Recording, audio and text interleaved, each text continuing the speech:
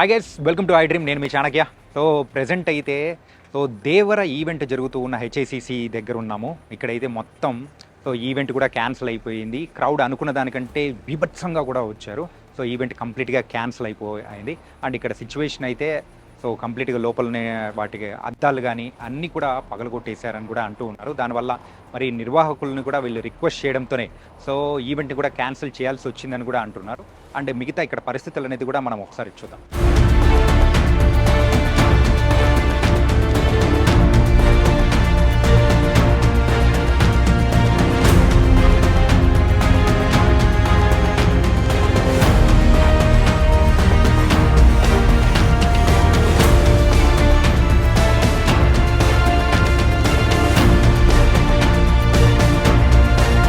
దేవర pre release event జరుగుతున్న మరి హెచ్ఐసిసిలో అయితే ఇప్పటి వరకు మీడియా వాళ్ళని కూడా అలౌ చేయట్లేదు. సో కంప్లీట్గా అక్కడి నుంచి ఏదైతే ఎంట్రన్స్ ఉందో ఆ ఎంట్రన్స్ దగ్గర నుంచి కూడా లోపలికి పోనిచ్చే పరిస్థితులను మాత్రం ఎక్కడా కనిపించట్లేదు. మీడియా వాళ్ళే కాదు కదా.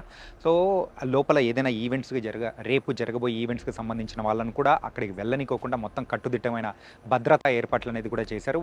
మరి నిర్వాహకులు చెప్పిన దాని ప్రకారం అయితే సుమారు 3,000 నుంచి 4,000 మందికి మాత్రమే మేము పర్మిషన్ అనేది కూడా ఇచ్చాము. కాకపోతే అంతకు మించిన ఎక్స్పెక్ట్ చేయనంత క్రౌడ్ రావడంతో ఈ ఈవెంట్ని కూడా క్యాన్సిల్ చేయాల్సిన పరిస్థితి వచ్చిందని చెప్పేసి అక్కడ నిర్వాహకులు కూడా మరి చెప్తూ ఉన్నారు.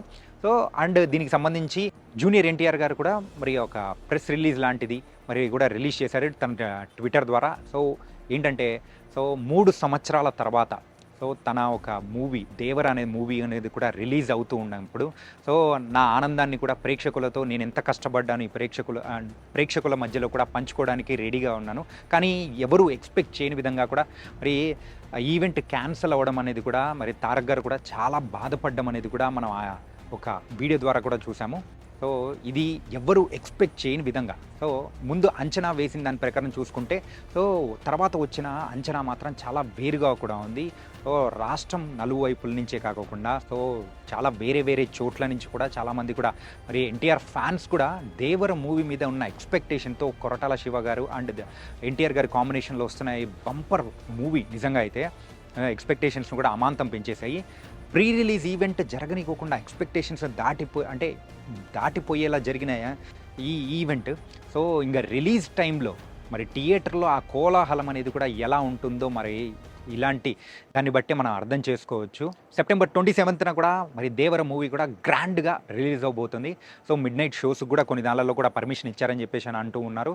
అండ్ ప్రీ రిలీజ్ ఈవెంట్ సంగతి ఏమైనా కానీ మూవీ మాత్రం ఫుల్ మీల్స్ పండగ మాత్రం పెట్టబోతుందని చెప్పేసి తారక్ ఫ్యాన్స్ బలంగా బద్దలు కొట్టే విధంగా కూడా చెప్తున్నారు. మరి మూవీ ఎలా ఉంటుందో అనేది కూడా చూడాలి.